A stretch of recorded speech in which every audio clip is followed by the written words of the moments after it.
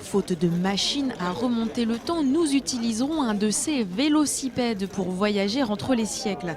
Ces différents modèles ont été utilisés entre 1860 et 1917.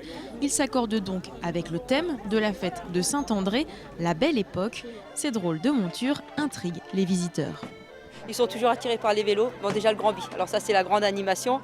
Mais après ils s'intéressent aux autres vélos. Le mien est très spectaculaire là parce qu'il est en bois et en fer. Il y a toujours des choses voilà, vraiment spécifiques à dire. Et non, les gens sont très curieux. Voilà. Curieux aussi ces numéros typiques sur le Foirail. Une contorsionniste, un fakir et autres phénomènes ont transporté le public au début du XXe siècle.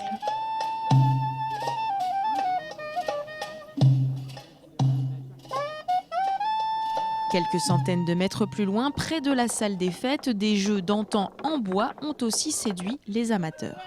Ils sont avis de dextérité, de défis entre le père, la mère, entre l'enfant et le grand-père.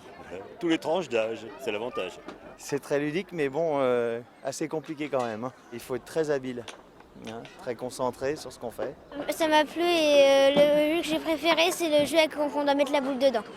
La fête de Saint-André, c'est également un vide-grenier, des tours en calèche et de l'art, un cocktail idéal selon les passants.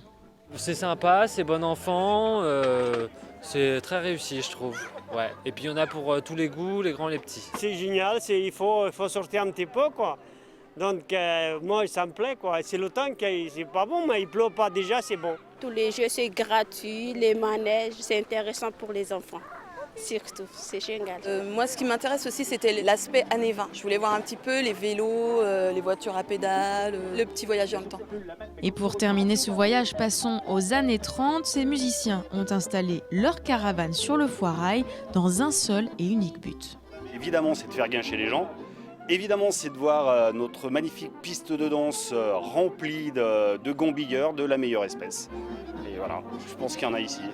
Au bout de quelques minutes, les jambes se sont déliées, valse, swing ou même rock. Ce retour à la Belle Époque a attiré plusieurs centaines de personnes. Est-ce que tu le sais? Est-ce que tu le sais? Dis-moi.